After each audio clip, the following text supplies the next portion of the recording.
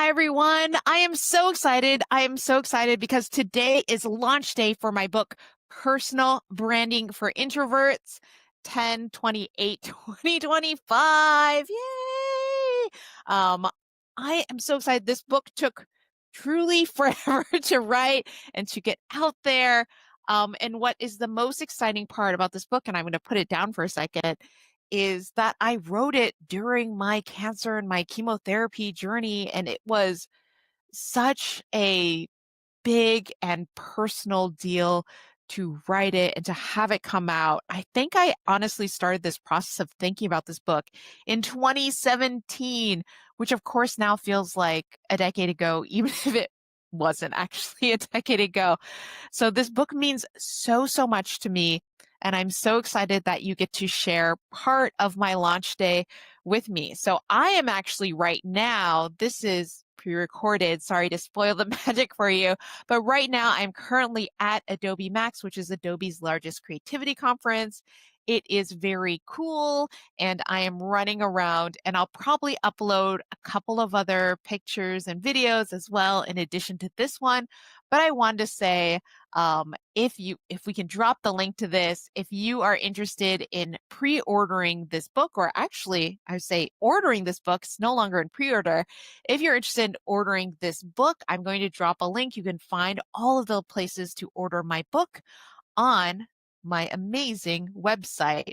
So I hope that you will find some of it really helpful and interesting. I'll say this, I got an early review on Goodreads from someone I don't know. Yay, I always want to thank mom, but this one is from somebody I don't know, and they said that this book is like a very comfortable chat with a well-meaning friend who just wants them to have a personal brand. It's not a lecture. It's not someone yelling at you. Who here is an introvert who's had an extrovert yell at them? Me. So this book is not that. This book is meant to be the most helpful, tactical conversation that you have with a friend, me, about personal branding and about growing your presence both online and offline. So I hope in that respect that it is so helpful for you to be able to discover some of the things that you've struggled with. In fact, I'm going to do this. It's so fun to be able to do this with a physical book. I'm not going to read Praise for Personal Branding for Introverts because you can jump in and read that too. But I'm going to go over some of the chapter titles. And once again, it's so exciting to have a physical book. But chapter 1, Are You an Introvert? This is my chapter where you can find out, are you an introvert? But I bet if you're watching this, you probably know if you are an introvert or an extrovert or an ambivert, or there's a new term out there for this year, outrovert. Chapter 2, Why Personal Branding Matters. Chapter 3, Setting Your Goals. It's so important to set your goals. And in fact, one of the interviews I do, you might talk more about goals. Chapter 4, Overcoming Overwhelm. So many of us feel overwhelmed in this day and time. So it's helpful to think about ways that we can overcome some of that. Chapter 5, The Internet is for Introverts. I love thinking about how helpful it is that the internet now exists. And as an introvert, you are more able to create your personal brand asynchronously, which means creating it without doing it in real time. Okay, then chapter 6, Lean on your community. Community is so important for building any personal brand, whether you're an introvert or extrovert. Chapter 7, Partner with Extroverts. I couldn't write a book about introverts without including a chapter or a part about extroverts. So that's my part about extroverts. Yes, I quote a ton of amazing extroverts in this book. Chapter 8, The Rechargeable Introvert. Once again, maybe raise your virtual hand. Who here has an introvert battery that has felt utterly drained at the end of a conference or a big event? That's me. I made this chapter for all of us who feel drained by social events or corporate events, or when you're at a conference and you just say, I literally don't want to be here anymore. In fact, I give a good example in the book. I know where to hide in the Prime Minister's garden. 10 Downing Street. And the reason why I know where to hide is because I was at a networking event there. I was not briefly, but for a couple of years, I was an ambassador, an entrepreneurial ambassador for the city of London. And we had all sorts of networking events at 10 Downing Street. And I learned where you can hide in the garden. There's a back corner. It's right next to this large wooden chair, in case you're ever wondering if you're an introvert that ever has to go to 10 Downing and you're in the garden for a networking event. That's where I hid. It is an amazing hiding place. Anyways, getting back to some more of the chapters, chapter 9, The Successful Introvert. I really want to help you redefine what success is, because so many of us define success nowadays, especially on the internet, as I got thousands of likes on a social media post. And success is so much more nuanced than that, right? And I think all of us have different ideas and different things that fill us with joy when we feel successful. And then finally, conclusion, and then, of course, an incredibly long acknowledgement, because so many people helped me write this book. This book was not created in a vacuum, although sometimes, especially if you're a writer, it feels like you are creating in a vacuum. But this book was made with so many people, and so many folks helped me. So many gracious folks did interviews or did blurbs. And even now, I think by the time this goes live, I will have done almost 50 podcasts about this particular book. So I've done a lot of podcasts and a lot of talking with folks about this book and about introverts and about personal branding and about all the ways that we can show up online and offline. So, really quickly, one of the most common questions that I get about personal branding in general is, what is the difference between personal branding and reputation? So, reputation to me is the story that others tell when you're not in the room. And personal branding is the story that you say when you are in the room. And that room can be virtual. I recently did a podcast with Chris Do, who some of you might know. He's pretty big here on LinkedIn, and he is so amazing. And he said, wait, so if I'm not in the room, but he's like, I don't like being in all these rooms all the time. And I said, the room can be virtual. And this is the power of personal branding too. I want to say that one of the most amazing things about growing your personal brand. I just spoke with a room full of introverts last week. And one of the things that they got really excited about when I talked about personal brand is that when you have the right personal brand, these opportunities will start to come to you. And as an introvert, doesn't that sound wonderful that you don't have to do thousands of cold outreach messages or pick up the phone and call a million people? I know introverts hate phone calls. Or that you don't have to attend a million conferences in order to get your next job, in order to get your next client, or if you're currently at a workplace, a corporate workplace, to get your next level up, or to even, if you're looking to switch jobs, get your different and better job. So there's so many ways in which a personal brand can help you. But anyways, let's get back to thinking about what is happening for today. So I'm so honored to have Kim Kaupe with me on launch day. She is a brilliant entrepreneur and founder of Bright Ideas Only, and she's known for helping brands and leaders connect in real time with their audiences. And she's just a really wonderful and kind person. I'm equally thrilled to have Sheena Yap Chan, who is a speaker, a podcaster, a Wall Street Journal author of The Tao of Self-Confidence and her new book, Bridging the Confidence Gap. And she's inspired thousands of women, thousands of API women to embrace their voice and visibility. So two amazing women are joining me today. So I hope you'll stay tuned in to hear some of their wonderful insights. I will hopefully also do this as a replay, but I hope you stay tuned in to hear what they have to say about personal branding, about showing up, about being an introvert in a landscape that feels so optimized for extroverts. And I'll say this, I have a section in my book that's actually titled Loud Introverts for a reason, because I believe that introverts, when they get excited, when they get passionate, when they care, they can also become loud too.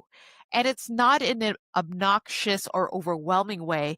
It's in a genuinely excited and interested and an engaged way. So I hope you will join me in also being a loud introvert and sharing more about what you do and your expertise online.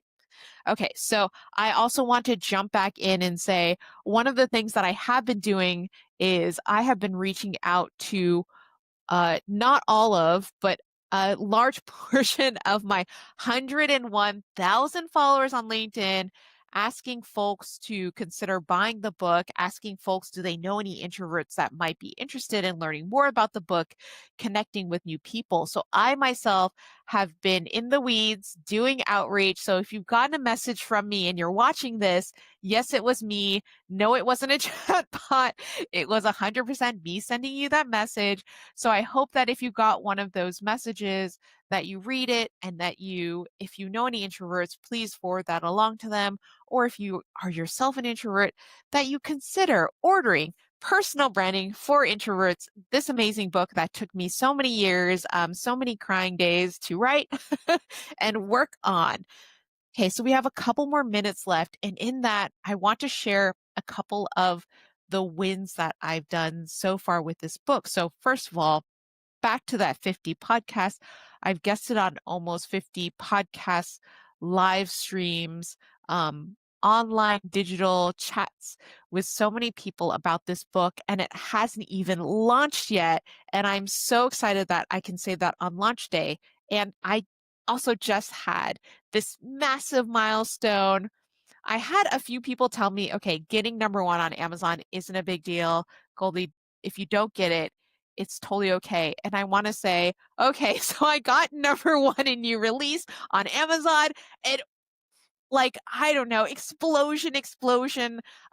It is such a personally such a big deal to me that so many of you, and I know buying books isn't easy, right? All of us have limited budgets. So thank you everyone who has bought a copy of the book. And I hope if you haven't, you'll consider buying a copy. But I reached number one in new releases before it even went live, blowing my mind. Thank you, everyone who has bought a copy on Amazon, on Bookshop, on Barnes and Noble. There's a million places to buy books. And in fact, I'm doing all of my signed copies of my book are going to be through You and Me Books, which is an amazing AAPI-owned bookstore that spotlights a lot of wonderful POC and immigrant voices that's located in Chinatown, New York. And I'll also be doing my very first book event, my first signing book event there on November 2nd. I will be there with a million pieces of merch. Truly, I don't even have one out yet, but I have bookmarks, I have keychains, I have so many things that if you come to one of my book launch events, I will give you so much merch because I don't know, I love free stuff. I love merch. Merch is really, really fun. So that's something anyways that's big that happened. I also have a ton of events that are going to be happening between now and December. And then in the new year, I'll be debuting a couple of new talks where I'll be talking about the herd framework, where I'm going to hopefully help you be more heard in the workplace and in your personal life. So I am so excited for all of this. In fact, it looks like we are almost at time. So what I will say is thank you so much for joining me on my book launch day. I hope you'll consider picking up a copy if you haven't already. And with that being said, thank you so much for tuning in. And let's go to our first amazing guest.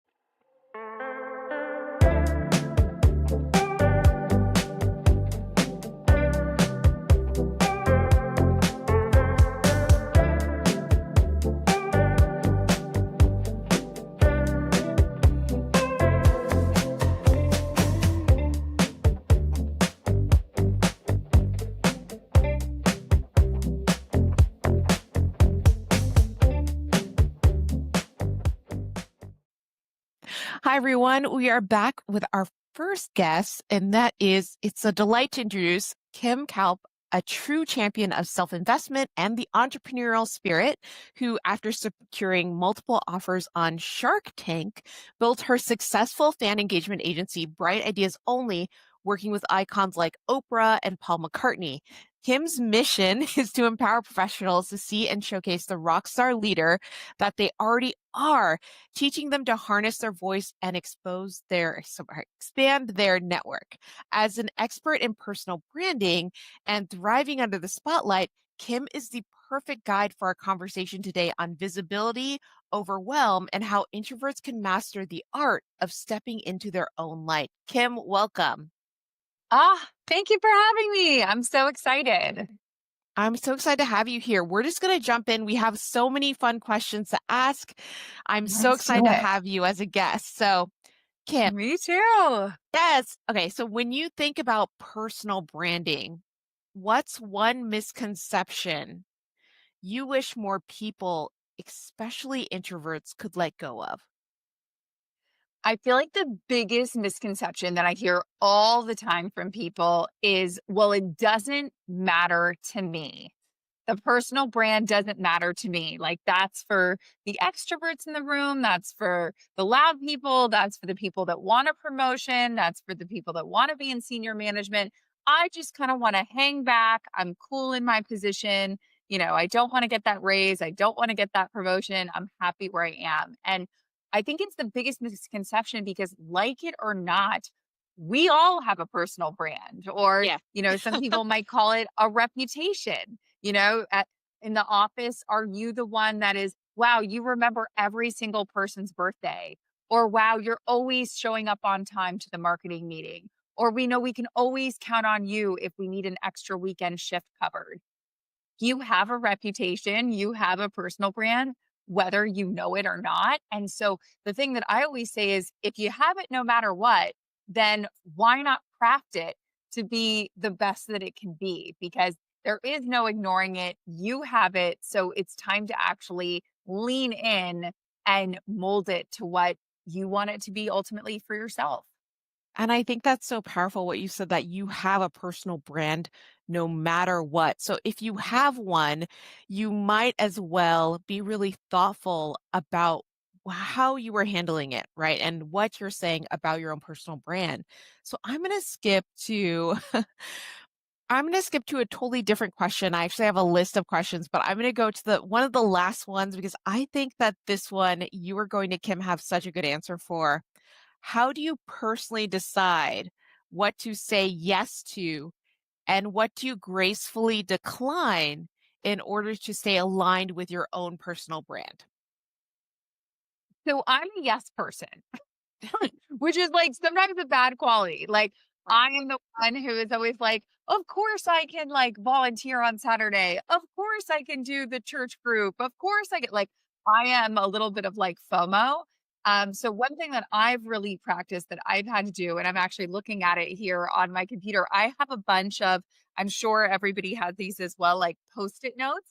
So Yes. I have 2 or Yes. 3 Post-it notes that have sort of, like, my goals, and I have to look at those before I say yes to anything, to say, is this actually aligned with my goal? So I'll give you an example.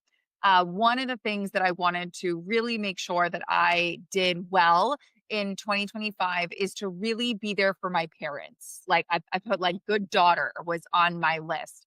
And so one of the things I said to myself was, like, how do I show up to be a good daughter? Well, I make time to call my parents, 2 or 3 times a week.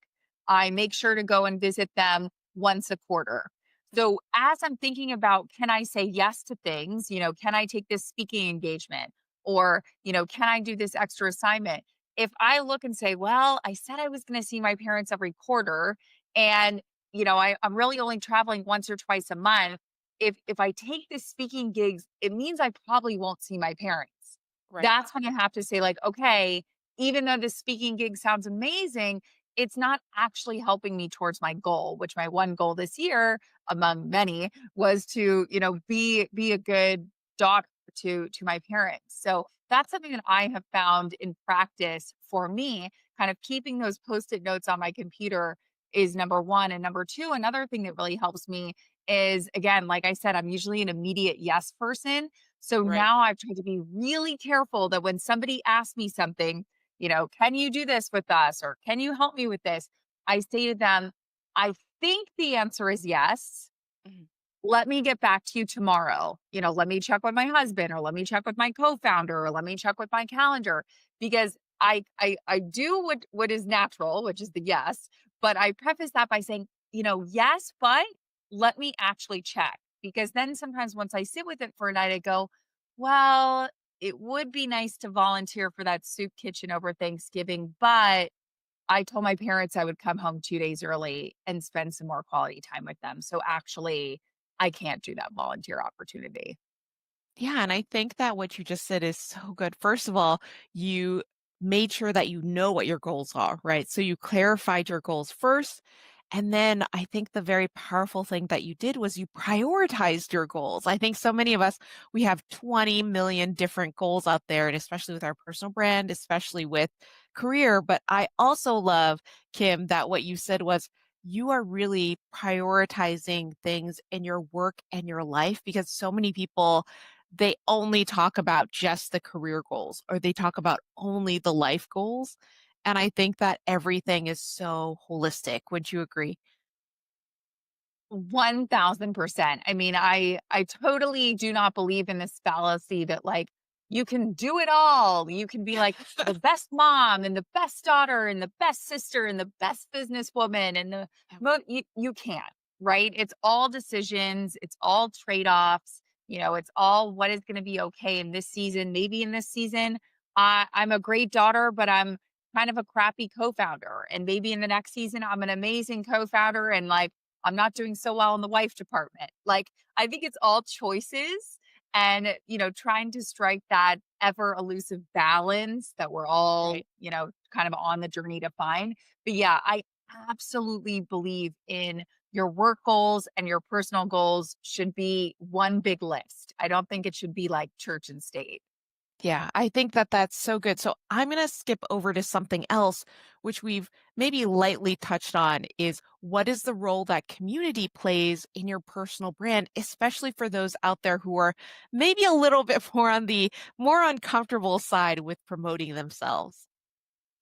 I think the most powerful thing that I've seen in terms of community and personal brand is telling one or two people at work, or if you work for yourself, maybe it's a co founder, or if you work for yourself, maybe it's a fellow entrepreneur or consultant or like 1099 hire, telling them what your goals are, because nothing will keep you more accountable than that friend at work or that co-founder or that colleague who went, didn't you say that you wanted to speak up more in the sales meeting? You know, Here we are in Q3 and you really haven't been speaking up that much. So I think sometimes we get a little shy or we get a little bit like, well, I don't want to burden, Cynthia. She doesn't Yeah. want to hear about my goals. Yes, she does. And one thing I always say to people is, if the same thing was happening to you, if Cynthia came to you and said, "Hey, Goldie, can I take you to lunch?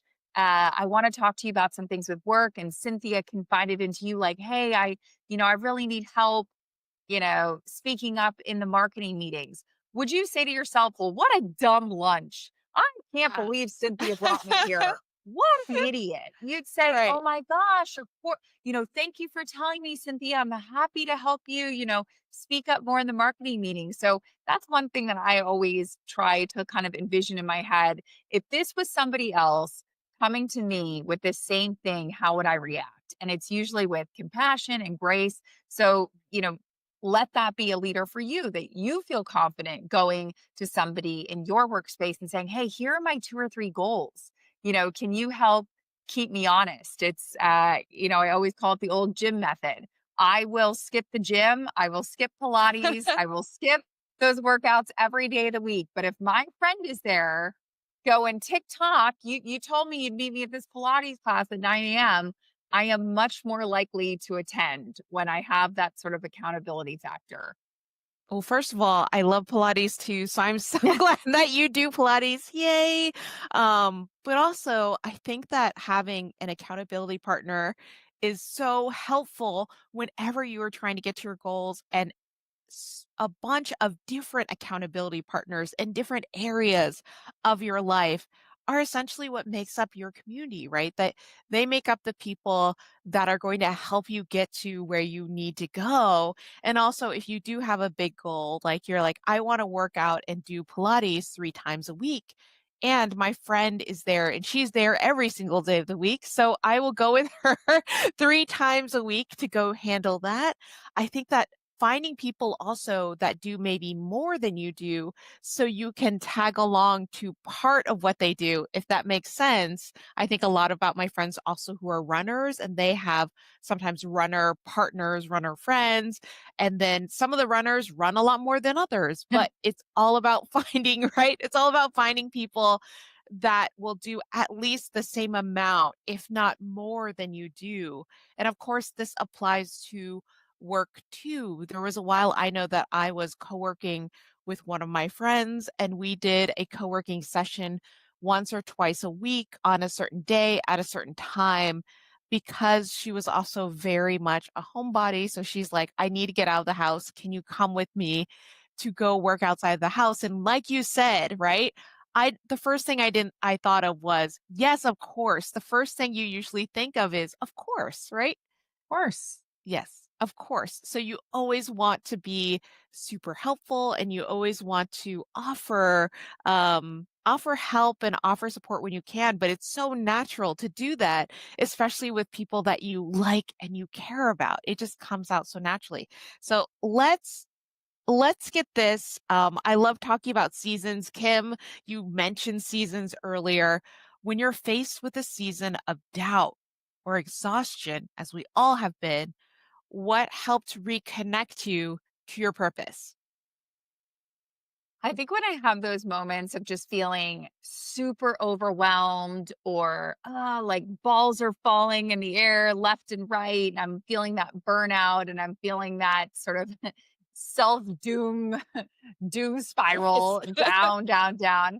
One thing that really helps ground me a lot is again coming back to those goals, coming back to those post-it notes.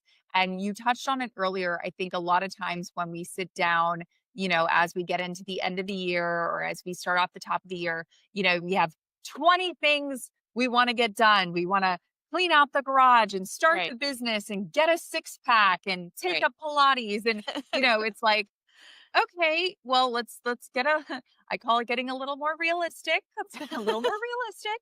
And let's maybe pick 2 Kim, that will be or the title of 3, your book if you write a book. It's getting more realistic get a little with more Kim.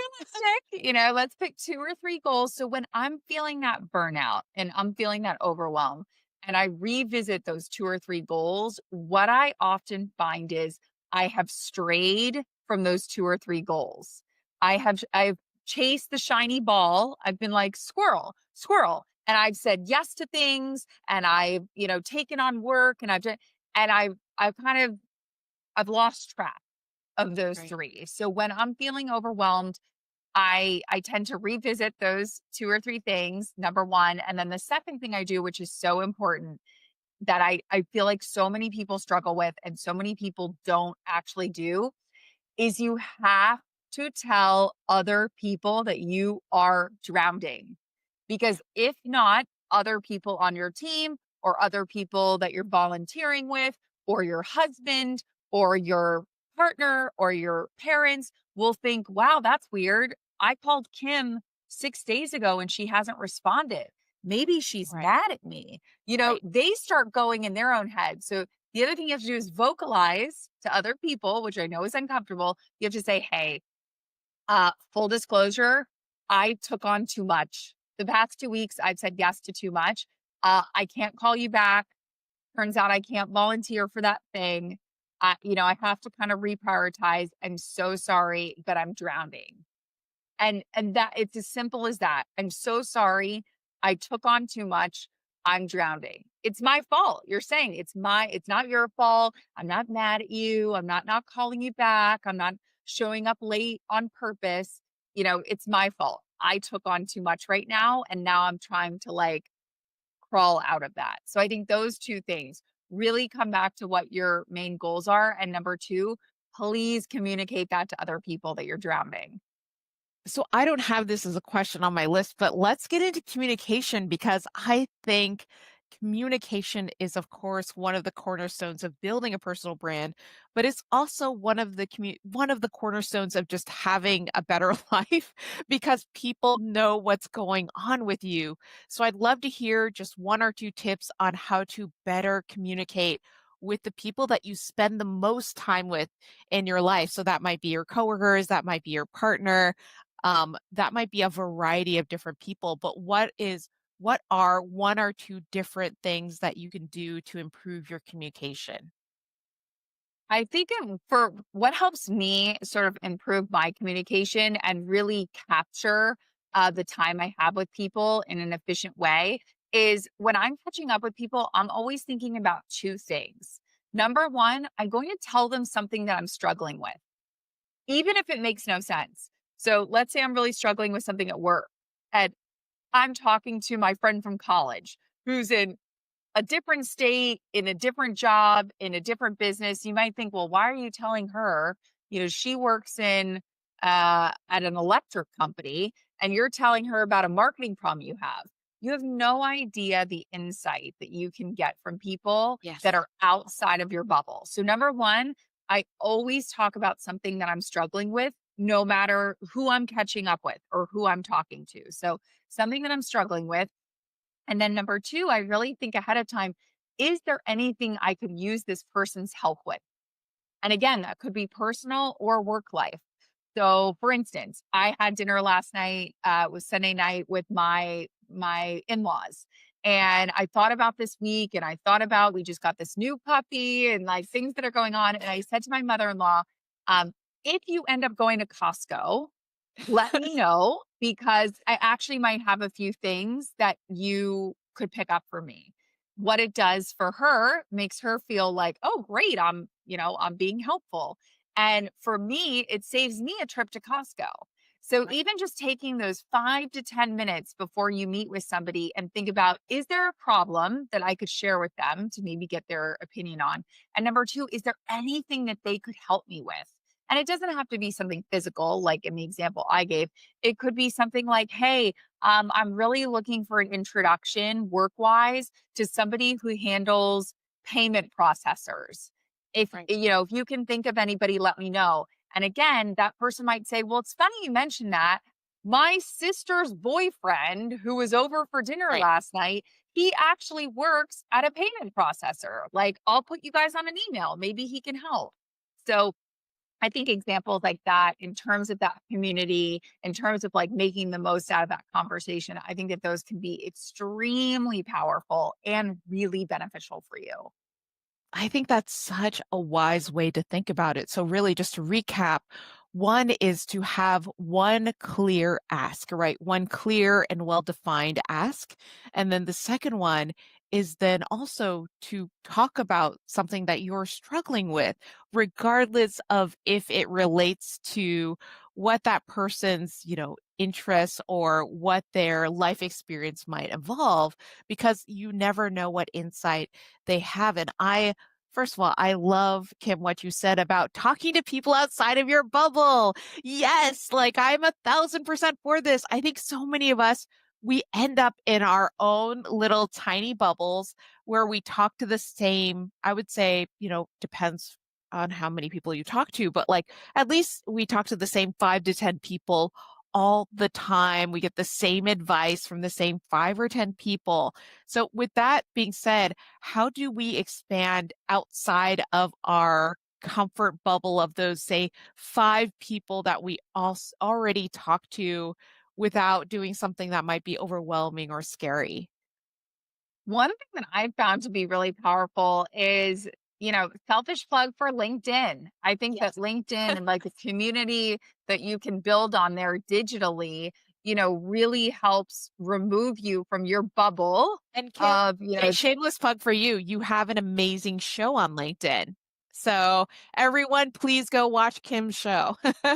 Totally. You could go to getcoffeewithkim.com and it'll give you all the info. But I Yep. think, having a community that is, again, sort of outside of your bubble. So, like, for example, I live in Austin, Texas. I kind of have my entrepreneur friends that live here and my sort of regular friends that live here. And I see them all the time and we go for walks and we go for brunch. And, I'm yapping about my problems and yapping about things I need help with. And I think sometimes then when I sort of transfer over, or to your point, I want to get out of that bubble, one place that I go to is I do have a few, LinkedIn friends or digital friends, if you will, that maybe I've never met them in real life, but we've Zoomed before or we've exchanged messages, and I'll ping them with stuff. I'll say, like, "Hey Jeff, what do you think about this?" Or, "Hey Jen, what's something that you think I could add in here?" And I think sort of being able to access the beauty with the internet, you can access people in different states, in different time zones, in different countries. And it doesn't have to be, necessarily in Austin, Texas, where I live. I think that to me has been extremely helpful. So I think, first of all, knowing that you can be fearless with a little bit of some of your asks, really getting out there and saying, okay, once again, I have something that I need help with. Maybe they can help me, maybe they can't. And I think also lowering the expectation that they will definitely help you makes those asks a little easier, because you should never, of course, go into an ask thinking, of course, I'm going to get help, right? But also, the internet is an entirely new room that we're all part of.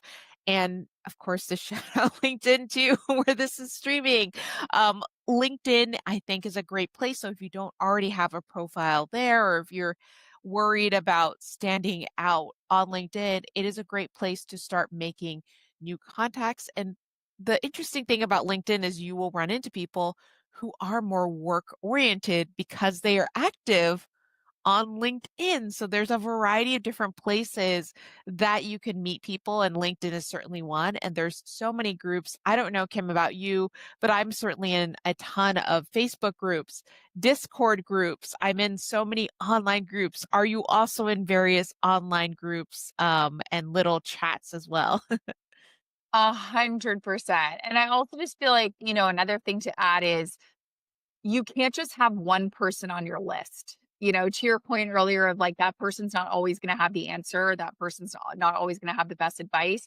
You can't just say, "Well, I contacted one LinkedIn person, I contacted Goldie." It's like, no, you got to do a little bit of, like, the spray and pray method.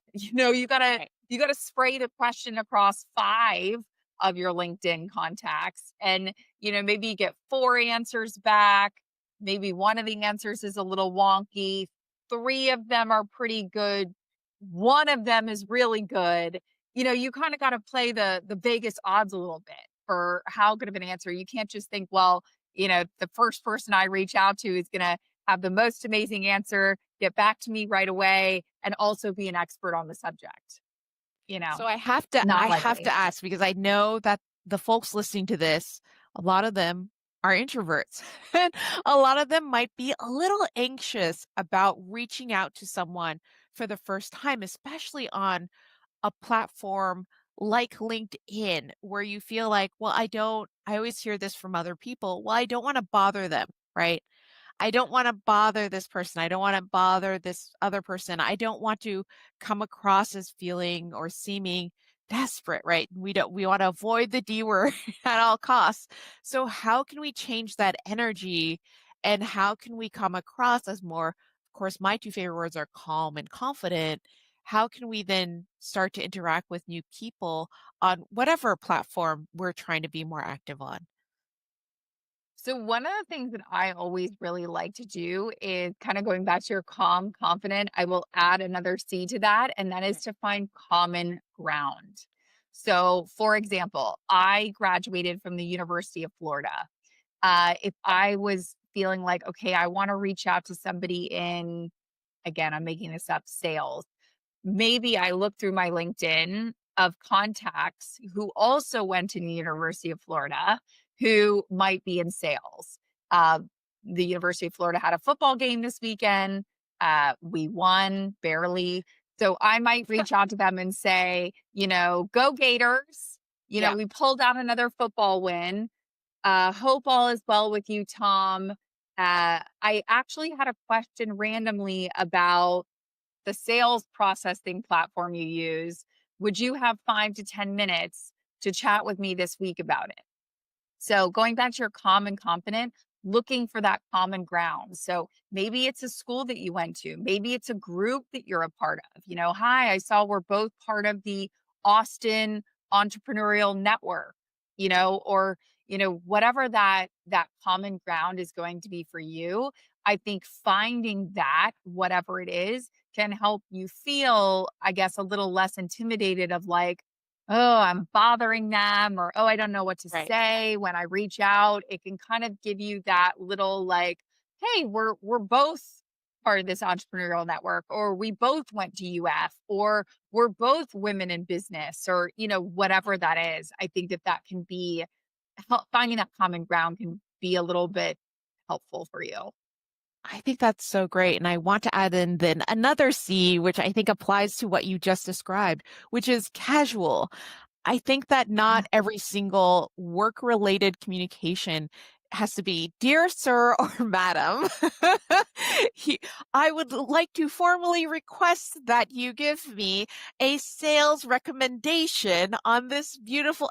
It doesn't need to be formal. And in fact, I'll say in this age of I think the more formal you go and the more absolutely perfect of a message that you craft, I think the more it looks like an AI sales outreach, which we always want to appear as and hopefully be as human as possible. So I also wanted to jump in and say, okay, one of the things that you mentioned was maybe you're part of all these different groups, right?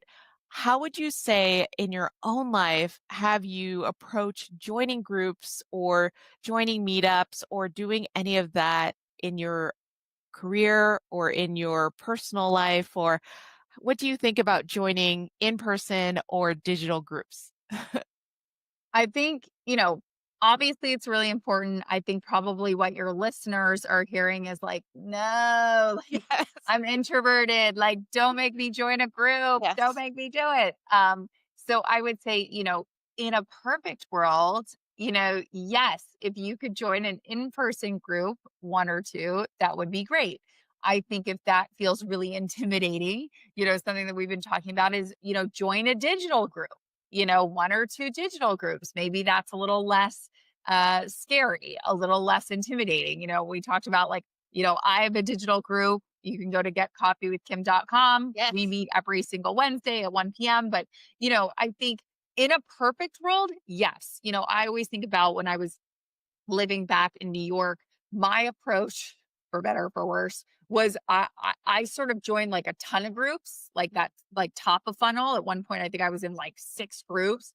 And then as the years went on and as like my entrepreneurial journey continued, I sort of whittled down those groups, because everybody has a time crunch. At the end of the day, you can't necessarily be in 8 groups doing all the meetings and all the things. It's like too much. So, now if I started this journey when I was 25 was when I started my company.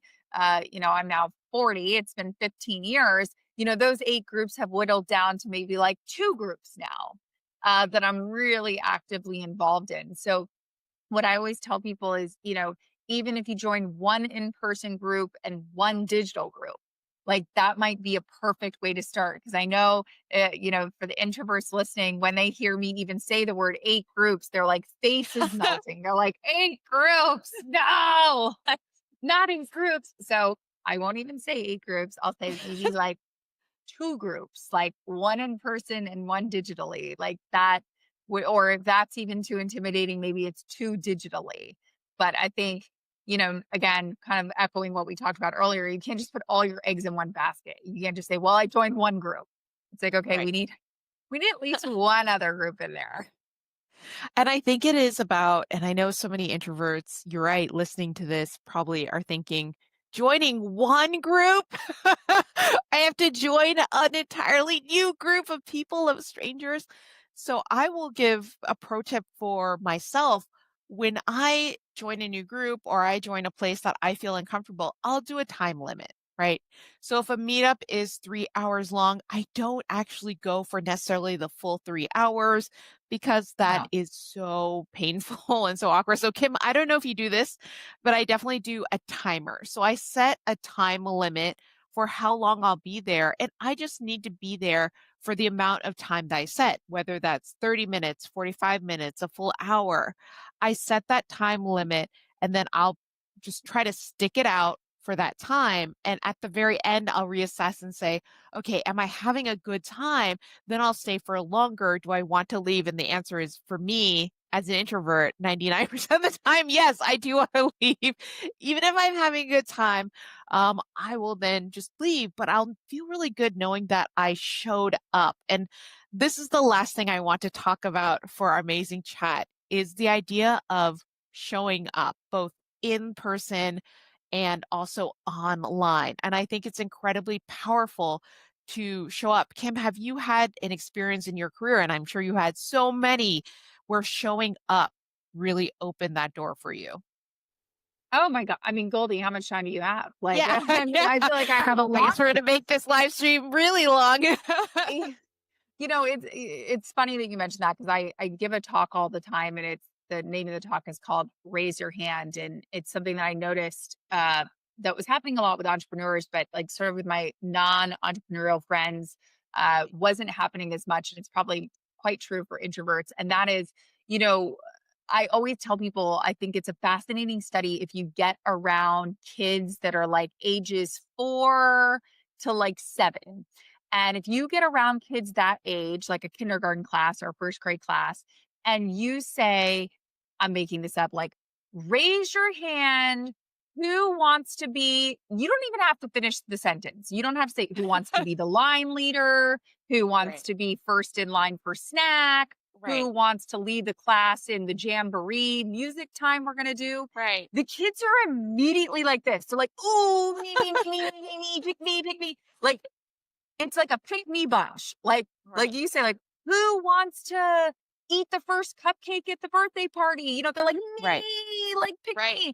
And what I think is so interesting is if you ask that same question, you take a room full of adults, Mhm. Yeah. accomplished adults in their 20s and their 30s and their 40s and their 50s, and you start a sentence with, you know, can I get a volunteer?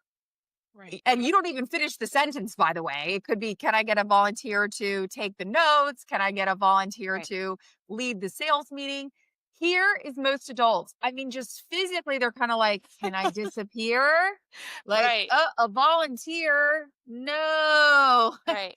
It's the opposite. It's this like, don't pick me energy. And so, what I think is so interesting is like, where did our like bravery go? Like, how is it that a 6-year old is more brave than a smart, talented 46-year old? Where did that go? And so I think sort of harnessing that, childlike spirit, if you will a bit will go a long way because, again, to use the classroom example, if the teacher has up on the board, 2 plus 2 equals blank, Right. unless you raise your hand and say the answer's 4, the teacher's not a mind reader. The teacher's looking at the 30 kids going, all right, who knows what 2 plus 2 is? And, somebody's going to raise their hand and say the answer's 4. And so I use that example because whether it's your boss or, somebody at your company is going, okay, who do I give this promotion to? Who can really step up as my assistant? Who can really step into the coordinator position? Who can step into the vice president position? Who can step into the assistant manager position? If you're sitting there in the room, hunched over with this don't pick me energy, you know, how do they know to call on you? Like if you don't raise your hand and say, I am ready to lead the sales meeting. I am ready to be a senior assistant instead of a, junior assistant. If you don't raise your hand a little bit, just like the teacher doesn't know how to call on you, the people you work with don't know how to call on you. So, I think harnessing a little bit of that childlike spirit, that childlike wonder of, I am going to raise my hand for this opportunity. I am going to, raise my hand and volunteer for, taking notes in the meeting or whatever it is. I think that that's a really powerful lesson that, again, I haven't quite figured it out. It's not like I've run a scientific experiment, but I've been around my nieces and nephews enough to see that, there is some difference between a 6-year-old and a 46-year-old, and we lost that along the way somewhere. Right. I think that there is such a bravery that kids have where it's not even bravery, truly. It's just a curiosity and it's an excitement to be involved. And I think we do as adults lose that along the way, or we learn certain social cues that say, okay, maybe we shouldn't speak up in this situation. Maybe we should stay quiet. Maybe we should let somebody else have a turn. Maybe we should. And I think for so many of us, we start to crawl into our own little shells.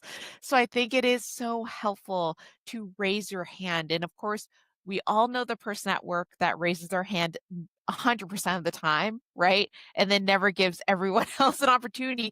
But I'm sure that who is listening to this today are the folks that almost never raise their hands. So definitely, if you're hearing this, I think the homework from this particular chat is that in the next couple of weeks is if there is an opportunity for you to raise your hand, please raise your hand, write a post about it on LinkedIn and then tag myself and tag Kim, who is amazing. And Kim, where can people find you online or in the general ecosystem of everything?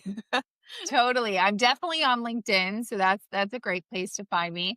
I always joke it's quite easy to find me on Instagram as well because you just start typing in Kim Kardashian. So you start typing in KIM Yeah. KA, and I'm the first one under Kim Kardashian. So I always joke if you're looking for the girl that's less voluptuous with little makeup, I'm right under there. So Kim Kaupe on Instagram and LinkedIn, that is where I spend the most time, and that is the best place that you can find me.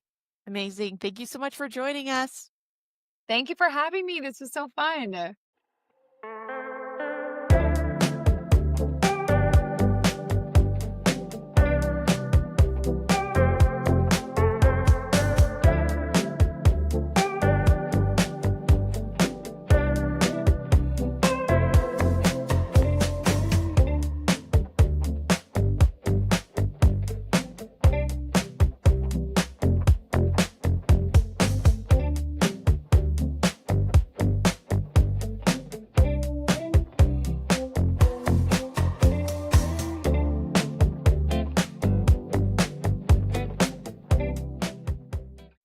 So I'm so excited to be joined by Sheena Yap Chan. It's an absolute honor to welcome her. She is a Wall Street Journal bestselling author, keynote speaker, and a powerful voice behind the globally recognized podcast, The Tao of Self-Confidence. And her second book, Bridging the Confidence Gap, is out now. Driven by her own journey of overcoming cultural barriers, Sheena is dedicated to closing the gender gap by empowering women, especially Asian women, to embrace their authentic selves, move beyond self-limiting beliefs, and awaken the rockstar leader within. Sheena creates a vital space for women to build the courage to be seen, heard, and respected, making her the perfect voice for our conversation today on confidence, visibility, and the unique strengths of introverts. Sheena, welcome. Hey, Goldie. Super excited to be here today. Thank you so much for having me. Can't wait to just dive in.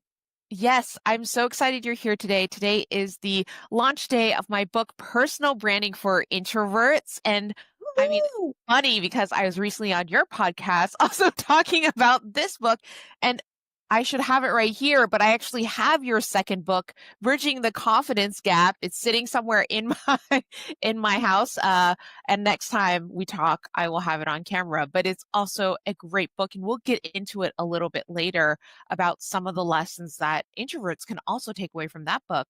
But let's start with, I think, the most basic question. I'm sure you get asked this one, Sheena, all the time. What does confidence mean to you? but beyond just the surface level definition, and how can introverts also define it? Yeah, I think the most important thing when it comes to confidence is just knowing that you're capable. And it doesn't mean that you have to know everything at once. You don't have to know anything, but you know you can figure it out as you go, right? Like, say you have an idea, you want to put it out there, you just start messy, you'll figure it out, you'll fumble along the way because you have the confidence to make it happen. And most entrepreneurs that you see or people in the media that you see, they just started with an idea and just went for it.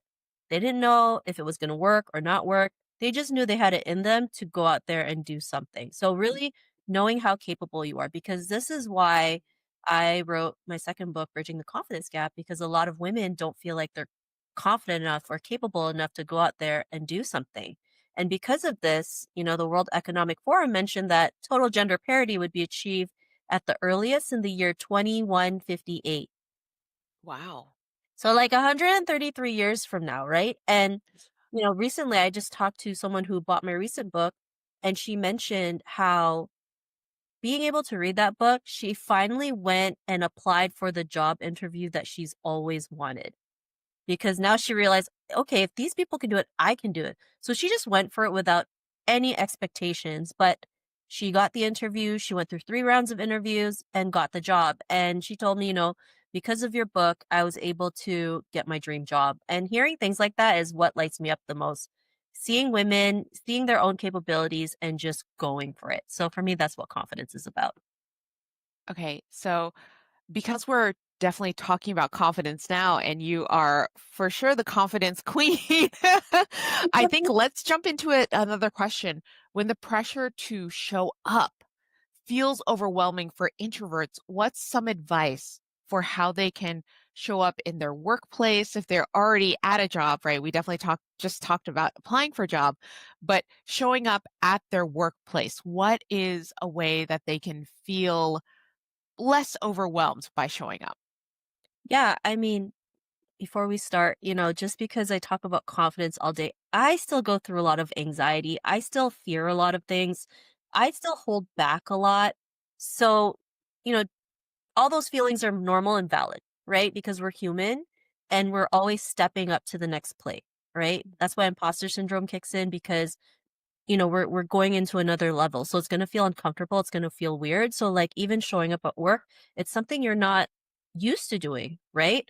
So one of the things that I share in the book is having low risk confidence, which is just you practice in just small areas, right? Maybe there's a coworker that you have at work that you can just kind of like practice showing up at work, whether it's just like saying hi or just showing up at a meeting. It's important to just start really small and build your way up, because it's those small, actionable daily steps that yield the great results. And also knowing you don't have to do it alone.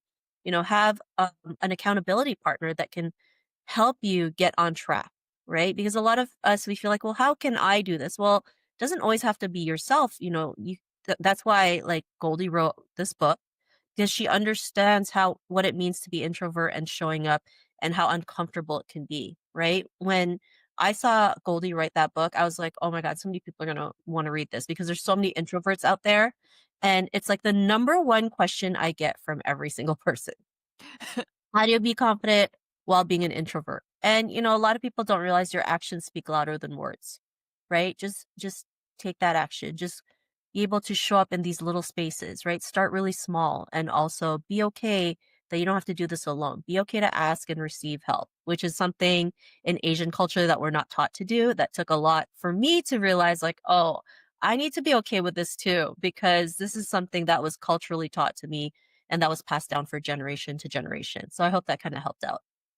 Absolutely. I think culturally, I also feel that pressure to stay behind the scenes and not show up. And that's why for me, it was really important to talk about personal branding for introverts, because I think so many people who have cultural reasons to not show up become more introverted too, because they want to hang back, they want to be behind the scenes. But I want to talk about something that Sheena, you mentioned that I think is so cool, and that is an accountability partner. So let's go through this a little bit. Where could someone potentially find their next or their first accountability partner? And is this someone that, and I'm just softballing this question to you, is this someone that can be an accountability partner for life, for work, for different areas of what they do? I'd love to hear more. Yeah, I mean, I think you can have accountability partners for different things, right? For business, for health, for personal, or you can have them all in one. You pick and choose what works for you, of course, right? What might work for me might not work for you. Sometimes that accountability partner could be your friend, in personal life, can be your friend in business life, because of course, it's different when you're doing things in business versus personal, right? Not everyone can understand what you go through, especially when you go through that loneliness. I don't know if you have, I feel it all the time. And that's why for me, having platforms is so important, because when I feel lonely, Definitely I when we can, were creating in that vacuum, right? yeah, yeah, I need like to listen to an interview, read a book, or see someone on social media like you, just going out there, making waves. That helps me keep moving forward. So accountability doesn't always also have to mean it's a person. It could be books, it could be podcasts, it could be YouTube videos. I love watching people's interviews, especially like Kihui Kwan, who was a major movie star in the 80s in like two movies, right? Stand Right, by Me and Indiana right, Jones. And then for like 20 to 30 some odd years, was nobody heard from him, right? And all of a yeah, sudden, Everything Everywhere All at Once came out, and it helped him revive his career. But, in between, I can understand his struggle, because it was so hard to have Asian roles in Hollywood or even apply for them, because there was right, always this one narrative, right? And he had to work behind the scenes, because at that time there wasn't anything. And when Crazy Rich Asians came out, that's when he said, "Oh no, now that there's more Asians out there, I'm gonna go out there and do it." So when right. I hear stories like that, that fills me up, and realize that, oh, he went through a lot of struggle. I understand his pain, because I've been through the same struggle. I've been through the same pain, and it sucks. I think at one point he lost his health insurance because he couldn't get any work for a year because it was a pandemic. So like it's stories like that that helps me be accountable, and just listening to different audios, following people. So accountability looks different for everybody. That totally makes sense. So it sounds like to me that one of the things that you were inspired by, Sheena, is stories, hearing a lot of stories from other people. And of course, because I wrote this book, Personal Branding for Introverts, a lot of it is defining the story that you're telling to the outside world, which then becomes the reputation that other people reflect back onto you. So, how do you confidently define your story?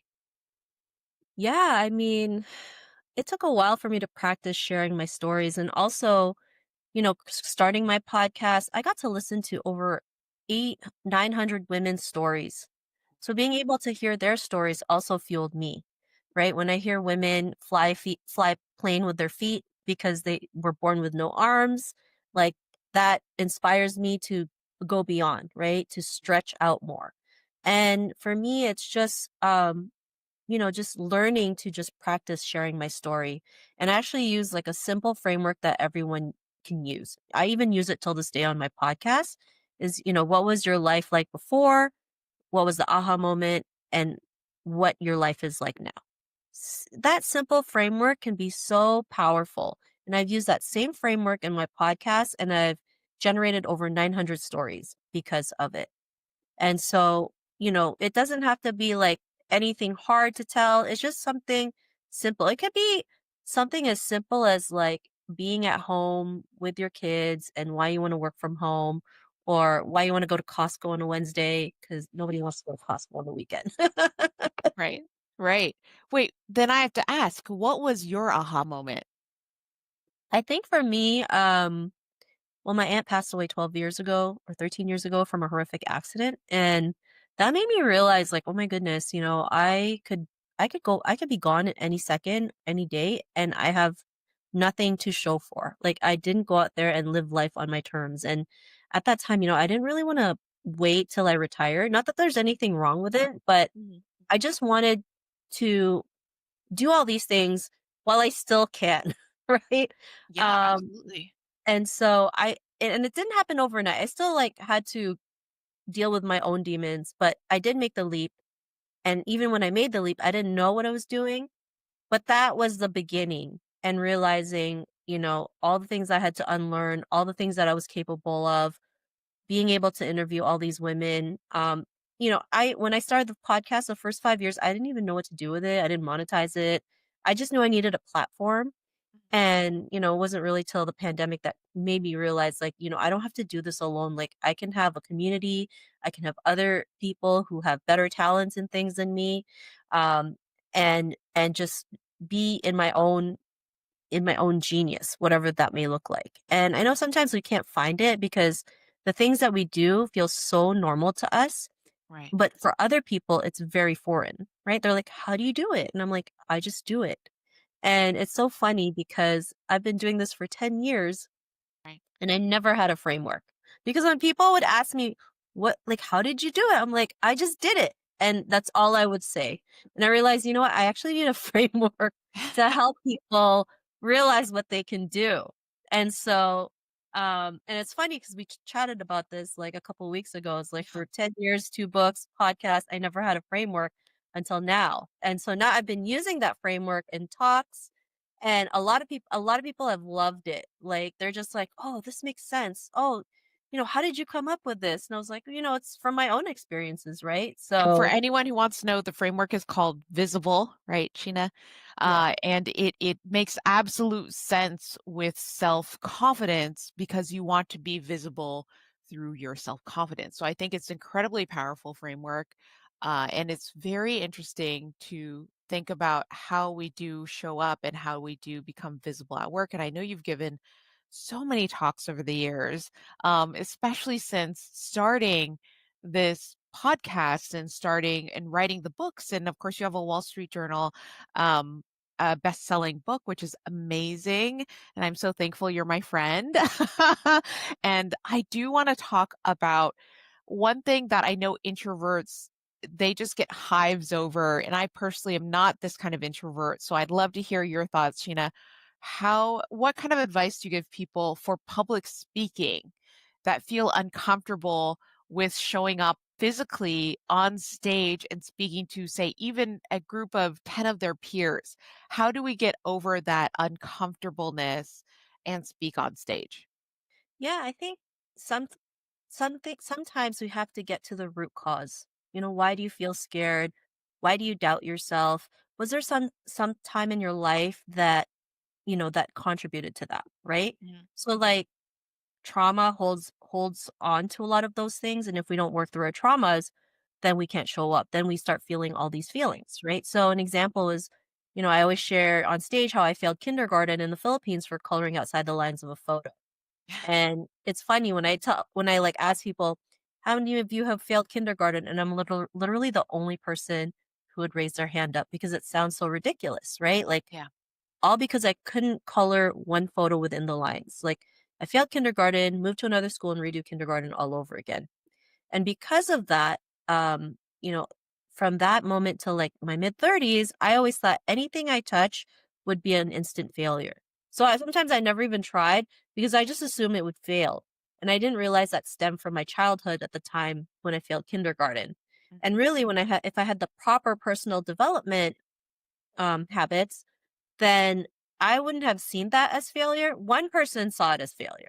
So just because one person saw it as failure doesn't mean it's the absolute truth.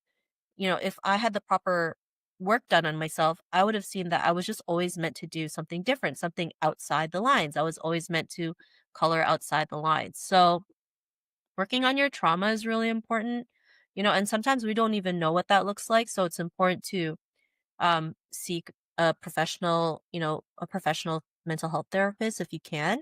I wrote a whole book about trauma, which is right here because I understand how that really affects us, especially growing up in Asian culture. We're not taught to um, go out and be seen and be visible. We're taught to stay in the background, never make any noise, do as you're told, whatever feelings you have, keep it to yourself. So we repress a lot of these feelings, not knowing it really hurts us. So that's one thing I really would suggest someone is, get to the root cause why you feel that way, right?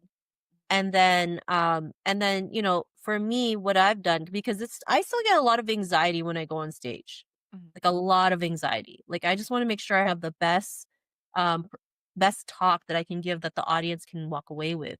Right. And even Bono till this day still gets scared going on stage. So I think also if we share these stories, it's important. Like sharing like, yeah, I'm not always confident when I go on stage. In fact, I'm like sweaty palms, like stomach like churning, like it's uncomfortable, but I keep doing it because I have a bigger purpose. So I think also having a bigger purpose is important. Like maybe you want to show your daughter that, anything is possible, or maybe you want to to help people with what you have to offer, right? I think that's another thing that's really important because you're willing to do those things when you know you're not doing it for yourself. Right. Especially as women, right? We're natural born caretakers even if we have kids or not. So, I think those are the most important things, and when you can learn to get out of your own way, all of the right things will start appearing. So, I love that. Learn to get out of your own way. I think so many of us, and myself included, I think some of us self-sabotage, right? I think that sometimes we see something, and I just did a post the other day about fear versus gut. And I think that we, especially as women, but pretty much everyone experiences this where we have fear and fear shouts, you can't do it, you're not good enough, you shouldn't do that. Versus your gut is like, I don't know if I like that person or that person has stranger danger. I don't know if you had stranger danger also where you were, but in America, that was like the phrase that we always heard all the time was stranger danger. But I think that if we can identify what comes from fear, as opposed to what is our gut, what is our instincts telling us, like, this is not the right path for us, I think then we can start to make choices that are really brave, that are really confident, that are really courageous, because we will be able to overcome this fear feeling that tells us, like, you're not good enough. And I always think it's helpful to try one step at a time. So doing one small thing that gets us closer to our, if we do have goals, if we do want to help others, if we do want to be more present, if we do want to build our personal brand, what is that one small thing that we can do to take a single step forward? And before we get into one small thing, I want to actually go back, Sheena, to something that you were talking about. You mentioned earlier, so I was trying to remember with my little Swiss cheese brain what you had mentioned, and that was platforms. So you have such a powerful platform with your podcast. And for myself, I'm very active on LinkedIn. I know you're active on LinkedIn too, and a couple of other platforms. How can introverts or really anyone identify one platform that would be helpful for them to be on to, say, grow their personal brand presence? yeah, I mean, I think it depends on the personal branding goals that you want to achieve, right? Like, of course, if you want to be like an influencer, like Instagram, TikTok are really great for those things. If you want something more professional, then of course, LinkedIn is a place to be. Like, I love LinkedIn. So I like using LinkedIn a lot. It's the only social media I pay for. If you want to do more video interview style, YouTube is a great platform. It's still still the second biggest like search engine on the internet. So Right. you you have to pick and choose what makes sense for you, what you like to do. If you don't like to do video, then just do audio podcasts, right? Like utilize that. Spotify has been investing a lot in podcasts, so that they have more people coming into their platform. So maybe that could be the platform that you use. But again, right? Like I think it's important to test these out, see what works, see what doesn't work, see what makes sense for you, and then just go for it. Just because Instagram might be more for influencers doesn't mean you can't talk about business, right? Like Right. there's so many people out there who utilize it. So, and you can take that one piece of content and repurpose it on all the different social media platforms, whether it's YouTube, TikTok, Facebook, LinkedIn. I mean, a lot of people have been doing short form videos. Everyone likes watching them.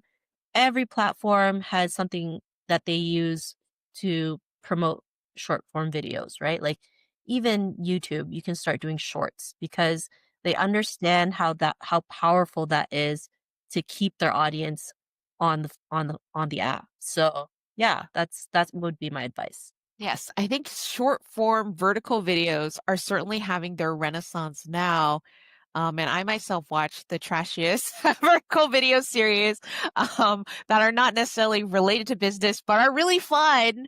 But I do know that so many people use vertical short form video, and on LinkedIn, the platform that you and I are both on, they definitely have been optimizing for vertical videos.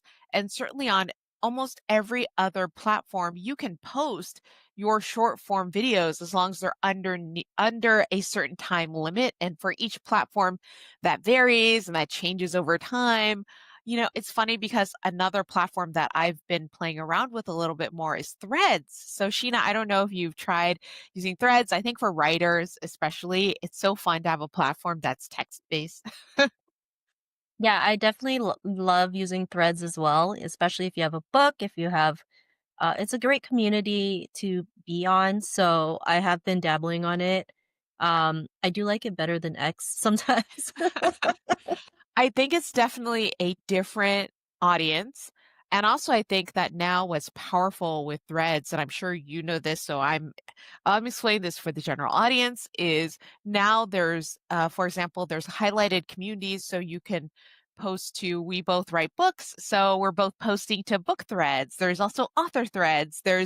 Um, there's I'm sure there's cookies threads.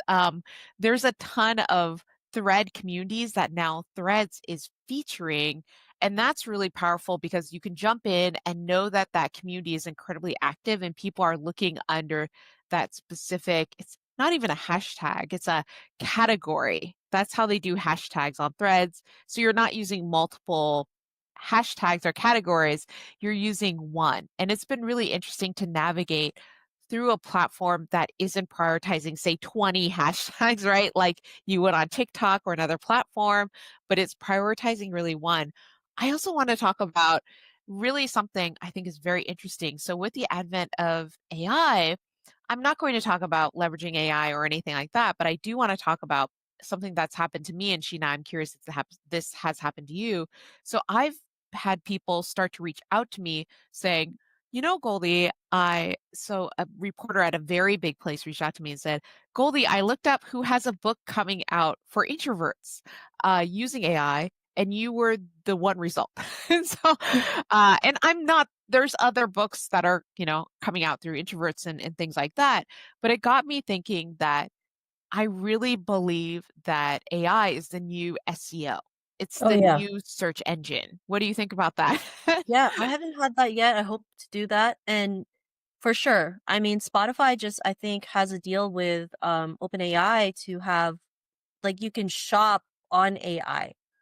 So Wow. they're doing a collaboration where, yeah, they can you can start buying merch or s- buying stuff, utilizing like Spotify. So it is a big thing, and AI SEO is also going to be the biggest thing as well. So when people search, what's the best book on confidence? Who is Sheena Yap Chan? Like I've asked myself on AI, like, who am I, right? And it gives you all these things, and it's just so cool to see that, right? Like you can just ask AI a question and I'll put up everything.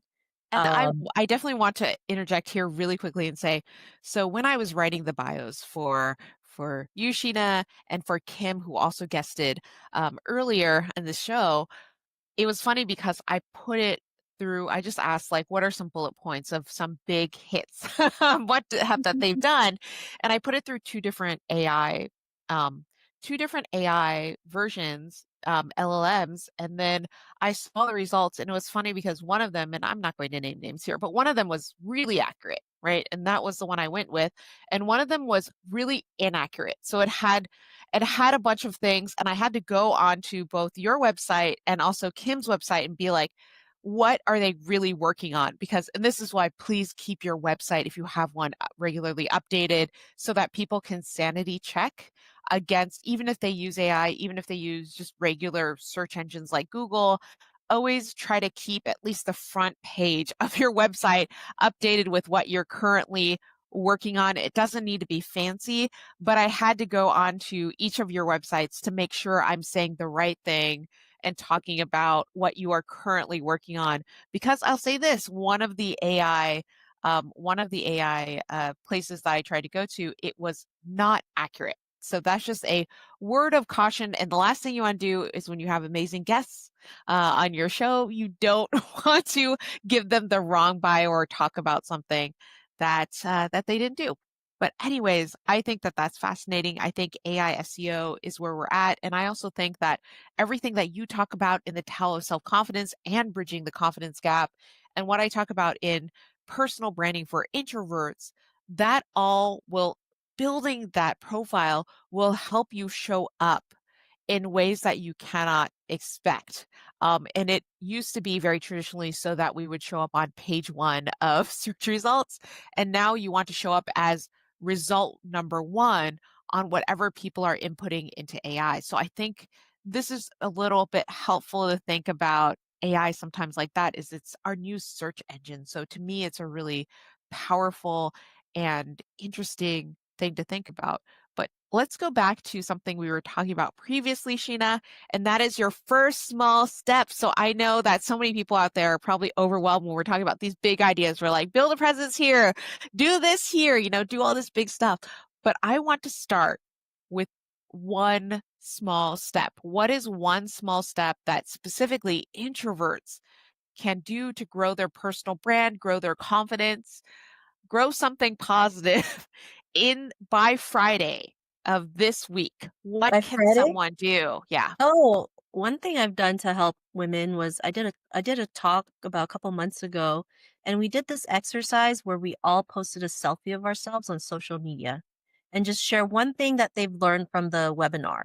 It could be a quote, it could be you could be just I was taught to do this practice, so here's my selfie. And Right. it was a great turnout, right? Because your face is your brand. So, um, even just having the selfie and just sharing like a quote or sharing like, hey, I was taught to do this exercise. I had to do this in 24 hours. You can share how scary it is for you to do this, but you're being courageous today. And here's your selfie. And the women were like getting so much engagement.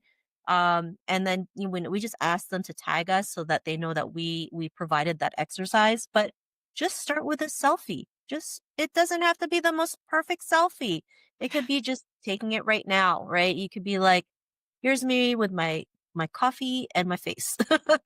Yes, and if you do take a selfie and you follow Sheena's exercise, please tag the both of us in that and say that you saw us here on my book launch day and you saw me, Goldie Chan, and you saw Sheena Yap Chan. Actually, I just realized that we're not related, everyone who's out there watching this. Oh, I mean, I think we might distantly be related in the way that all Chans are distantly related. so funny story. Yes. My last name is supposed to be just Yap. So it should Oh, really be just Sheena Yap. But in the Philippines, they made a mistake on my dad's birth certificate. So Chan's actually my grandfather's first name. And at that time, if you try to change it, it will take forever. right. Like it's just so slow. So my dad just kept it. And it worked out because I'm literally the only Sheena Yapchan on the internet. There's literally only 5 Yapchans in the world, which is me, my Wow. sisters, and my parents. So, I so mean, so that was that the worked story. out for the OG Google search results that you were the only one that shows up for that. Yeah. That's so good. I will say this, as somebody named Goldie and Goldie Chan, there's not a lot of us out there. I think there's 5 of us total in the world. And I'm sorry to all the other Goldie Chans because I absolutely dominate all of the search results on Google search. So I'm very sorry if any of you are upset with me for that. Please continue to create. You're wonderful, all the other Goldies out there.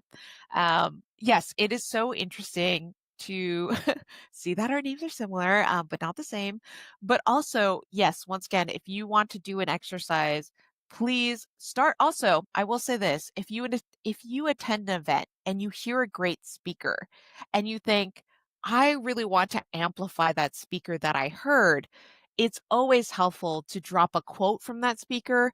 It's always helpful to tag that speaker in anything that you've seen with them, or if you follow them, say, I just followed blah, blah, blah, because I heard them speak at this conference.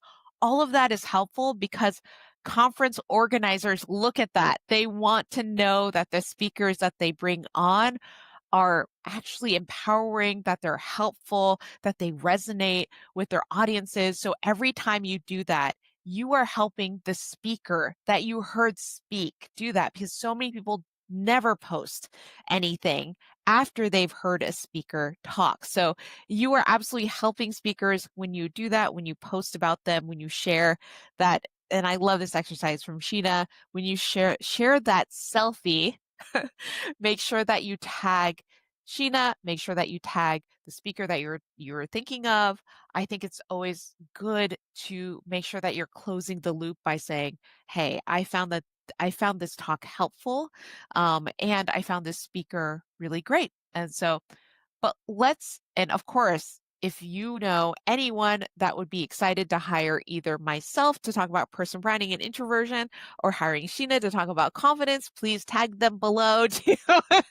We're always excited to talk to new conference organizers, or if you have something that you'd like us to speak at individually, thank you. Please tag them below. Okay, so let's talk about one more thing here. Let's talk about community. So let's talk about developing communities both online and offline that can support ultimately our goals. So I know for myself, I have a massive community, very thankful for it, on LinkedIn that follows me specifically for personal branding and for branding and marketing insights.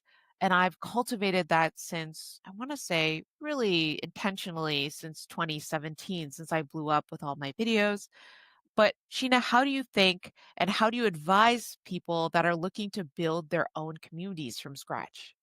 Yeah, I mean, I think you one pick a platform that works for you, whether if it's online or offline. Mhm. And a community can just start with like one or two other people, right? Just start small. And slowly as people will talk about it, it'll grow, right? A lot of people think, well, I only have one person, this was a failure. No, it starts with one person Yeah. and you build up on it, right? Like, recently I just decided to start like a speaking leads newsletter because I realized so many people are like, how do you get these speaking engagements? Where do you find them? And I was like, oh, you know what? I'll just create it and every month I'll send a list of 50 plus curated events that people can apply for. Especially as women, it's so important that we are on those stages because sometimes I'm the only woman on stage talking and I'm like, what is going on? It's 2025. And the minute I I'm told writing one down that newsletter right now. the minute I told one person, they said, "Send me the link," because they know how much work it is to find speaking engagements, to find people who are looking for speakers. I mean, Goldie, I know you know that too. Yeah, And so I said, you know what, I'll just create a list because so many people are asking me, like, how do you do it? How do you do it? Where do you find it? And especially if you want to grow your speaking in 2026, you have to start applying now, right? Because right, some of them are like preparing like 6 to 9 months before the actual event. So the more you put yourself out there, the more you're gonna get like speaking stages, right? Like right.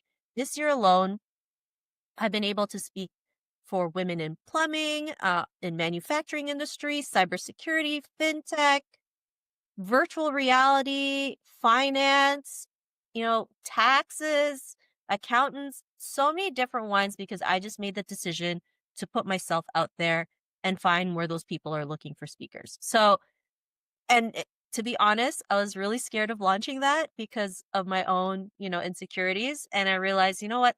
I'm talking about confidence and I'm not even talking about this. I'm talking about visibility and I'm not even talking about this. So I'm Right. talking about it. No, I think that that's so powerful. And I think I do want to take away also something from simply you launching this newsletter, which is you have an area of expertise and you know how to speak, because this is something you've quite literally done so much, especially over the past year. You've had your speaking career really bloom and blossom. So I think that that is an area of expertise that's really powerful for you to share with others. And I think that to me also is one of the starting points of a personal brand that eventually we want to, of course, build towards confidence, which is thinking really carefully about how we are growing our area of expertise, but how are we sharing and showcasing our area of expertise? So, for many years, I wrote for Forbes on personal branding and storytelling in the digital age. And this was my way of showing my expertise is I was writing on it constantly. So now I show up in Google search results, but I also show up in AI as a personal branding expert because I literally have hundreds of articles on the internet about personal branding from so many different angles and so many case studies. So it is so helpful to showcase your expertise in many different ways. So Sheena, I think what you're doing is so powerful because you showcase your expertise not only in a podcast, but you have two books, but also you give talks all the time. But now you have this newsletter. So you're creating so many different streams also of ways for people to find you. And I think that that is also helpful is once you figure out what that brand is, what you want to be known for, don't be afraid to also be present in multiple different ways, right? Yeah, for sure. And, especially if you want to be seen as an expert, it doesn't matter what that stage looks like. You're out there speaking, you're out there sharing your expertise. You have an audience, and that audience could be the person who would want to work with you, right? Because a lot of people that I've interviewed, they said, I was on this panel and then someone wanted to work with me, and then their coaching business, consulting business grew in from that because of one speaking engagement. So you can be one speaking engagement away from working with other brands, right? And being able to showcase your expertise, showcase what your message is, promote your products and services, because ultimately you are the brand, right? You are the brand. Like Goldie, everyone knows you as the introvert, right? Right. Expert with green hair, right? Every time I see green, I see Goldie, right? I wear red because red is powerful. So when people I see know. red, they see me. We're very holiday themed, you and Yeah. I. So so start now, right? I mean, it's never too late. And this is why I created the newsletters, because people need to start now, start looking for those leads, applying for them. Because for me, it's a numbers game, right? If I play at 100, Right. if I get 10, I'm happy, because that's still 10. 10 is better than 0. And I can still utilize those 10 for marketing, for branding, for sharing my expertise, but for being seen in front of an audience, right? In front of a paying audience, because they do pay to attend those conferences. So there's so many different benefits that you can do. And people will trust you more when they see you in person. So yeah. Yeah. I do think that showing up to speak on panels, to do your own keynotes or do workshops, you are always one step away from your next client, your next partnership, your next partner. You are then able to access more open doors because you're physically present. And also, we're human at the end of the day. So I always feel like humans like to meet other humans in person, which I know is very terrifying for all the introverts out there who don't like to do in person. So may I offer something that I definitely talk about in my book too, which is one of the things that I do myself as an introvert is I try to give myself a break. If I'm at a conference that's all day, several days, that's very long, I try to give myself at least a 10-minute break. And in that 10-minute break, I will step outside. I will actually leave the venue.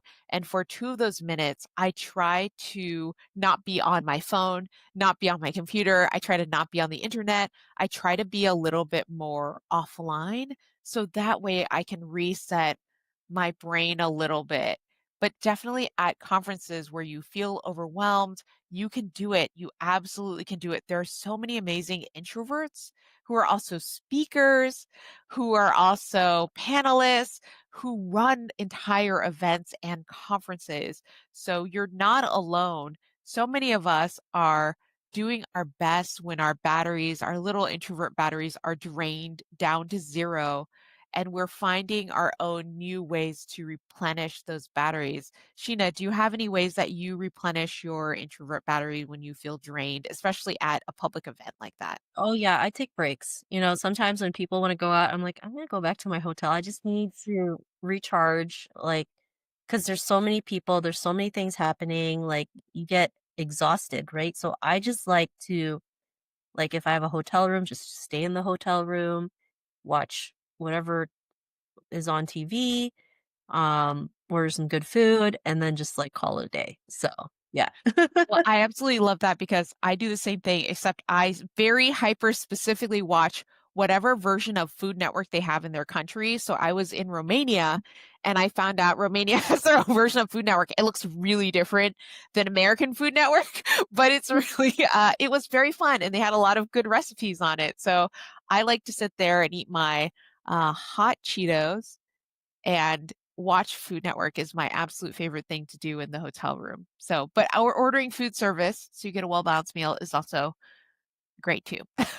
So let's jump into one last thought here. If you could leave our listeners and our watchers with one truth about confidence and visibility, what would that be, Sheena? I think the one truth is that, building confidence and visibility is not always easy, right? It's gonna suck. It's gonna suck way more than the opposite, but it's also Right. worth doing, right? Whatever struggle you're going through, we've all been through it, and we're cheering you on. So keep moving forward, keep moving forward imperfectly because perfection is a myth, and just take things one step at a time. I love that. So you heard it here first. That is the one truth on confidence and visibility. And I will add something to that as well, which is, and Sheena, you just touched upon this, which is one small step. If you could take one small step forward, you're one step further than you were yesterday. And so I hope that you will do the homework that we assigned by Friday, which is take a selfie, tag both myself and Sheena in it with something that you learned during this chat or something that you thought about that really resonated with you, and tag both of us. And we're really excited to see that. And so, with that, I definitely want to wrap up and say thank you, everyone, for watching this amazing second interview. Stay tuned. I have a little bit more to say. And thank you again, Sheena, for joining us here on my book launch day. Yay! Thank you so much for having me. Such an honor to be part of the book launch day. So everyone, get Goldie's book, especially if you're an introvert, this is the book. Yay. Thank you, everyone. Bye.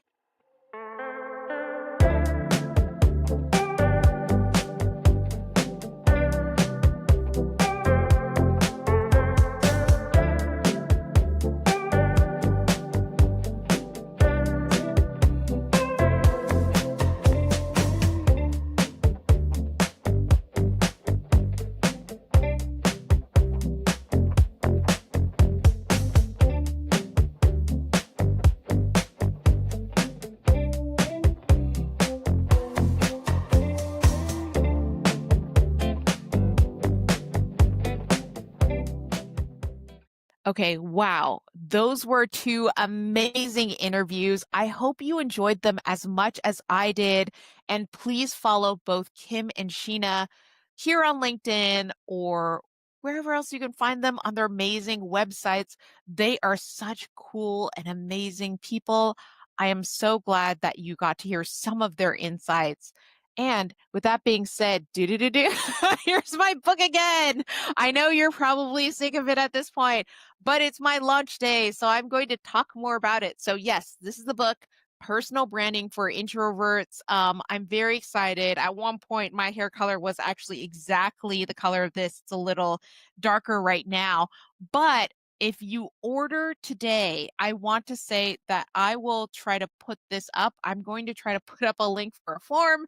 And if you're one of the first 100 people to sign up for that form, this week and you order a book, and for everyone who's pre-ordered the book, you can also sign up on this form. It's just truly the first 100 people who fill out this form. I will personally send out a mini care package to you. Please be in the United States only, though, because mail has been weird going between different countries.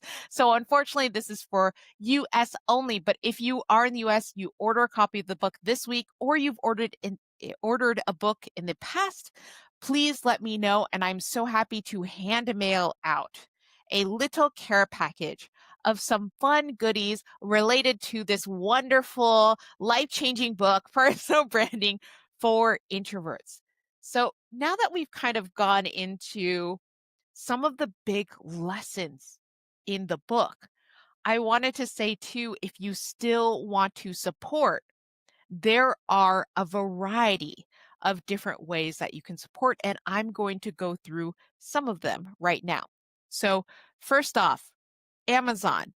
If you are on Amazon, you can wish list or order the book on Amazon because every click and every order helps boost visibility of my book and helps it get to hopefully a #1 new release again every hour. I don't know if you know this, but on Amazon, every hour it's removed. And so you every hour have a chance to get that #1 new release, #1 bestseller in the category that it's in. So if you order the book on Amazon, it definitely has the possibility to do that too. And if you put my book on wish list, I think right now it's #6 on the Amazon wish list for my category. Yay! So I'm very excited about that. But please put on your wish list. Please order. And if you order on Amazon, of course, it's very easy and you'll get it, which is so neat, especially in the US, you'll get it same day. So I have to say then, so if you get it today, if you ordered the book, if you pre-ordered it, or you're ordering it right now, if you order a book, I have another way that you can help, and that is leaving a review. I know I am guilty of not leaving reviews myself. I am guilty of doing 3 reviews at once and then forgetting to review for months at a time. But if you order a copy of this beautiful hardcover, Personal Branding for Introverts book, and it's really funny to me because it almost looks like I'm holding something green screen in my hands, like it doesn't look real.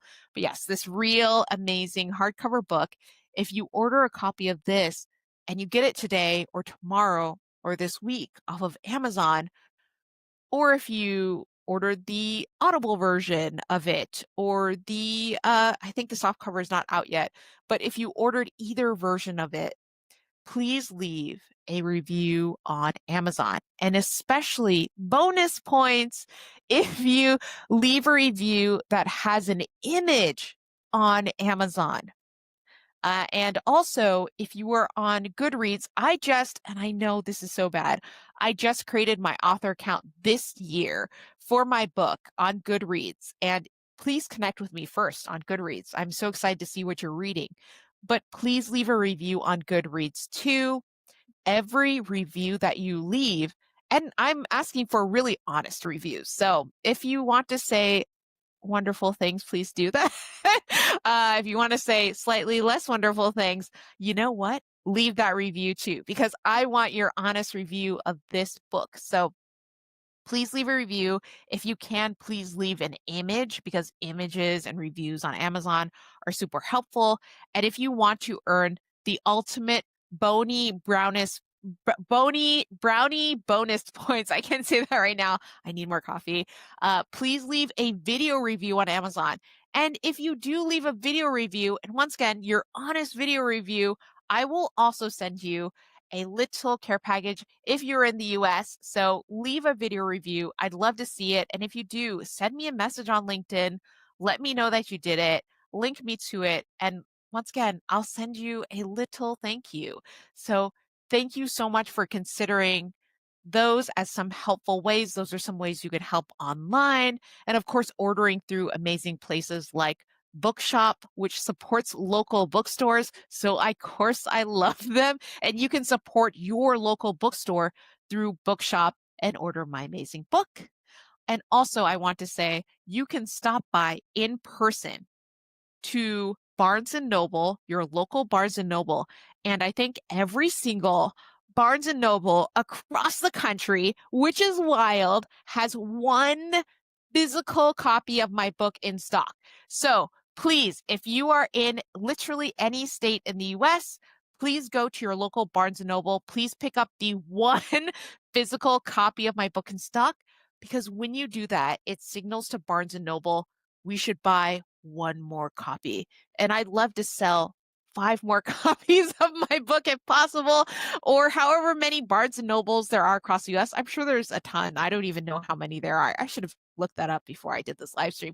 But go into your local Barnes and Noble, buy the physical copy of the Barnes and Noble book. And if you do that, if you buy the physical copy and you take a picture of it in the Barnes and Noble that you bought it and you post it online, what I will do is I will send you a signed book plate. I will send you a signature so you can stick it inside your book. So now your book is a first edition, wow, signed book that probably resells for $3 more than it did originally. But, who knows? Maybe someday that will become like Beanie Babies in its heyday. Maybe it'll be worth 5x more than it was. So if you buy the physical copy, that one lone sad and scared copy that's in your local Barnes and Noble, and you let me know and you send me pictures, you tag me on a social post about it, I will 100% mail you. And yes, this is me doing all of this. I will physically mail you a signed book plate that you can put inside of your amazing, delightful, wonderful, delicious Barnes and Noble copy of your book. Okay, so a few more things that you can do to help is request the book at your local bookstore. So there's a couple of bookstores that are here that are local to me in LA. Annabelle's is one, Lost Books is another, Last Bookstore is another, Book Soup is another bookstore that's local. All of these bookstores, they will 100% take you seriously if you say, hey, I want to buy a copy of this book. Can you bring it into the store? And they will bring in one glorious copy into the store. So if you can go into your local stores and request it and buy it through them, of course, that's wonderful because it supports local bookstores. And who doesn't love that?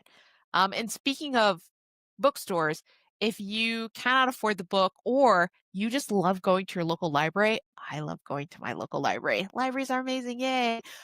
You can do a few different things. You can ask your local library to carry the book. And this can be as simple as when you're checking out your books, going to the help desk and saying, hey, I'd love to get in a copy of this book. And then they will put in the request for you. Or you can go online, and thank you to my friend Paul who did this for Boston Library System. You can go online and you can request the book for your local library system. And this helps so much because then the book gets read by so many. I mean, who knows an introvert that loves the library? I do. This can be then read by so many introverts who maybe don't have access to purchasing the book. So if you can get it into your local library, I would so appreciate it. And of course, if you take a picture of the book once it's in your local library and you take a picture of you at the library, you tag me in it, you send me a message, I will 1,000% repost that image because I love local libraries and I want to support you and the local library that you go to. So please do that. I am so happy always to repost amazing images. Okay, so of course I have to get to this part. So the other thing is that you could do with my amazing book is you can gift a copy to a friend, a colleague, an introvert in your life. I've had so many people tell me that they themselves are extroverts or ambiverts or that new term, outrovert, but they aren't the introvert, but they have a business partner or they have a romantic partner or they have an XYZ person in their life who is an introvert. I humbly ask you to consider this. Wait, is this perfect for holiday season? Why, yes, I think it is because it's green. Yay. I humbly ask that you consider gifting this book to someone who is an introvert in your life. And once again, if they find it helpful, please have them leave a review, have them send me a message. I so hope that this is helpful to all of the introverts that maybe feel like they can't have a personal brand because they don't want to go into a room and just shout, look at me, I'm so amazing. And this book is not about that at all. This book is about having expertise, which all of you who are watching this have, and sharing that expertise with others in a way that makes them want to connect with you, communicate. And one of my favorite phrases is be in conversation with you. So, my book is a way to be in conversation. So, you're considered for promotions. So, you're more considered by clients. So, you're more considered for opportunities. And I'll say that somebody recently read this, and all of these are reviews. The book isn't out yet when I'm recording this, but I had somebody say that it actually helped them also when they were at just a fun social party, that they used some of the tips and tactics for replenishing their introvert battery, and it was a little bit easier for them to be at that party. And that is 100% what I want, because when I'm at these parties, and I live in Los Angeles, so the parties are a lot and they're very often, I'm usually in the corner with the dog or cat curled up next to them. So part of what I do to not be only the person curled up with the dog or cat in the corner is I use some of these tips and tactics. So I hope that they are helpful. So let's get into it. We have a couple more minutes left. Please, a few more ways to help. Share a post or story on social media about the book. Please, once again, tag me. I will be resharing all this week, all of the amazing posts and content that you create. Recommend this, and this one is so huge. Maybe I should have said this one in the beginning. Recommend it to your book clubs. If you're in a book club, please let me know, and I will record a personalized message video to your book club if more than 4 or 5 of you buy a book. I will record a personal message. So consider this your free cameo time. I will record a message to your book club.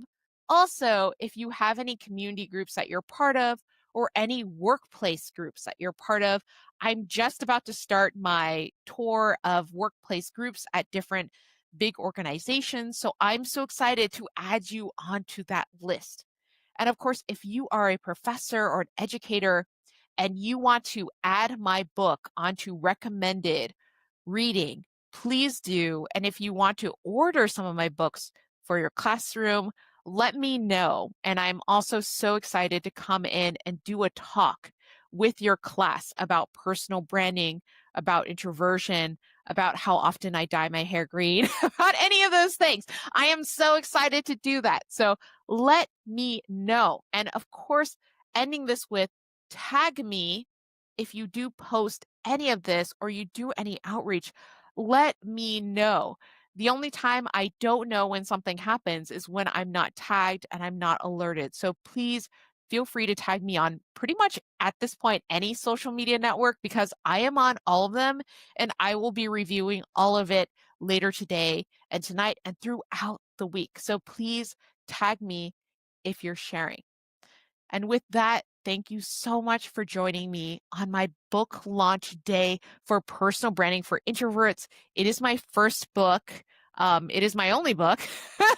And I appreciate if you've pre-ordered, if you're ordering, or you're considering ordering 10,000 copies today. And if you're that person ordering 10,000 copies a day, send me a message and I will send you also a care package because that's very generous. Thank you so much. I'm Goldie Chan, and I hope you'll read Personal Branding for Introverts.